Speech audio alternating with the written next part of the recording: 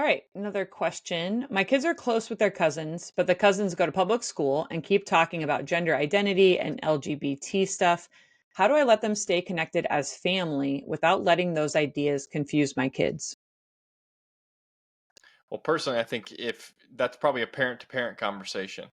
And truthfully, your job is to protect your child above all else. And I think drawing strict boundaries, if your values aren't in alignment, even if they are your family. I mean, Christ talks about this some that you have to hate your mother and father. What does he mean by that?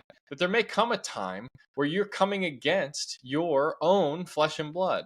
And we have to choose the gospel and its values over everything else. And so to put your child in a situation with the cool older cousin who's going to tell them about the genderbread cookie or the gender unicorn or what, I mean, to because you're afraid to hurt some feelings. Again, this is where we have to fear God a lot more than we fear man. Have those hard conversations and say, hey, look, we'd love to spend time with you. But if these are the types of things that are going to come out of your kids' mouths, they're not in alignment with our values and it's unacceptable. We're not going to be a part of it. And we love you guys. We want to spend time with you. We want to be at the pool. We want to go kick the soccer ball around the backyard. But I'm not going to have your children influence my children. If you want your children to hear those things and be taught those things, that's your prerogative. I disagree with it, but it's your prerogative. Don't bring it in my house. I have that image of it's like the ship that's sinking and you feel like everyone's trying to get out of that room. And you know that if I don't shut this door, then I'm going to keep taking on water, but I'm going to have to shut some people in there. And what do I do? Am I risking my family by cutting out this family? It's like, or do I keep them in? And now my whole family could go down with the ship. There's a certain element of a willingness to say, I'm going to shut that door and we're going to be separate. And maybe it's for a time, maybe it's for a season. But I care more about this entity, my whole ship, my family, than I do maintaining this relationship. I've been entrusted by God these children, and they're going to be my priority. Right. That's so good. I think too about we talk about it a lot, that founder's principle. The goal would be that your kid is not hearing about something for the first time, really from anyone else.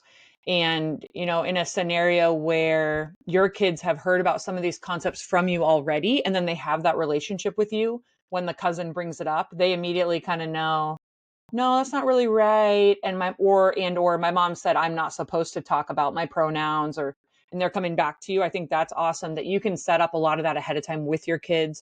I liked what you said, Josh, about really addressing those concepts and boundaries with other members of your family. But I think too, consider maybe that you and the parents are all in alignment. Hey, we're all Christians. We all agree that that stuff's garbage.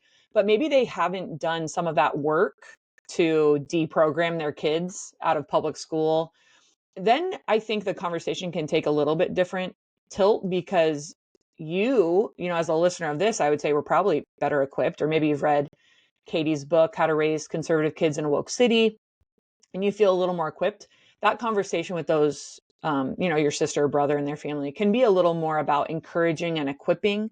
Hey, these conversations are coming up. I know that doesn't align with what we agree with as conservatives or Christians. But here's some ways maybe to address that or talk about that with your kids, because they're processing it with my kids and I've processed it with my kids, but it's not super helpful for your kid to try and, process it where, hey, this is a way you could talk about it with them. Or depending on relationship, if you are engaged in those conversations with your nieces or nephews, especially if their parents don't care, if they're kind of like, well, I don't really care what my kid talks about. And it's like, okay, great. Well, then I'm going to talk to your kids about gender identity and sexuality and stuff from my perspective if they want to bring it up with my kids. And that also might create then a barrier where they're like, okay, fine, they won't talk about it. But yeah, these are tricky family dynamics, but I think you're right, Josh. The answer is not, well, I'm just going to let everyone talk about whatever they want, because you're entrusted with protecting and equipping your kids at the end of the day. And you can't just throw them to the wolves and let whatever ideas happen to be popular at the time wash over them without any thought or critical thinking or pushback